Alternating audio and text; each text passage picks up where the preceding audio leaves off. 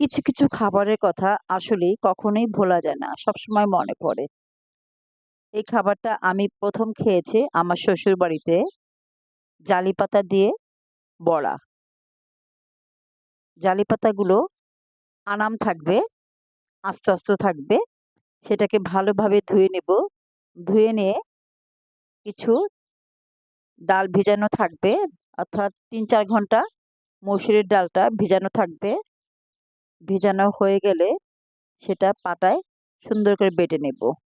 পাটায় বেটে নেওয়ার সময় কাঁচামরিচ, পেঁয়াজ কুচি, আদা রসুন হালকা বাটা, লবণ সবকিছু দিয়ে দেব এবং যখন মাখাবো ডালটা তখন একটু হলুদের গুঁড়া, মরিচের গুঁড়া, ধনিয়া গুঁড়া দিয়ে ভালো করে মেখে নেব। উম তারপর পাতাটার মধ্যে সুন্দর করে ডালগুলো মেখে নেব। পাতার এপিঠ ওপিঠ ভালো করে মেখে নেব। আপনি এটাকে ডোবা তেলেও ভাজতে পারেন অথবা কম তেলেও ভাজতে পারেন। তা আমি সুন্দর করে পাতার এপিঠে ওপিঠে ডালটা মেখে তারপর একটা ফ্রাই প্যানে তেল দিলাম। তেলটা গরম হয়ে গেলে আমি অল্প, অল্প করে বড়াগুলো ভেজে নিলাম। অর্থাৎ জালি পাতার বড়া। খুবই মুচমুচে খেতে লাগবে আর মজা হবে, অনেক টেস্টি লাগবে খাবারটা। এটা নবাবগঞ্জের খাবার। আমি আগে কখনোই খাইনি। ছোটবেলায় খেয়েছি কিনা সেটাও মনে পড়ে না। আমরা খেয়েছি, খুবই ভালো লেগেছে। আমার বোনরাও এই খাবারটা খেয়ে অনেক পছন্দ করেছিল। আমি এভাবে করেছিলাম।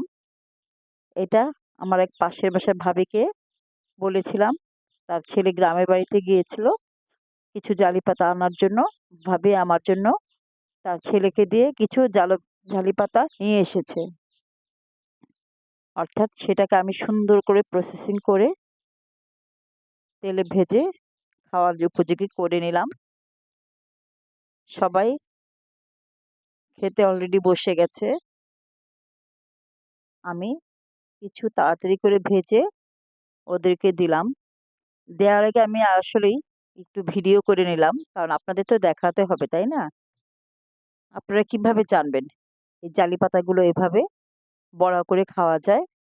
আসলেই অনেক টেস্টি একটা খাবার, মজাদার একটা খাবার, পুষ্টিকর খাবার। আপনারা যদি কখনো এই খাবারটা খেয়ে না থাকেন তাহলে অবশ্যই খাবেন। আমি কিছু শুকনা মরিচ সাইডে দিয়ে দিলাম। আসলেই ভালো লাগবে ফ্লেভার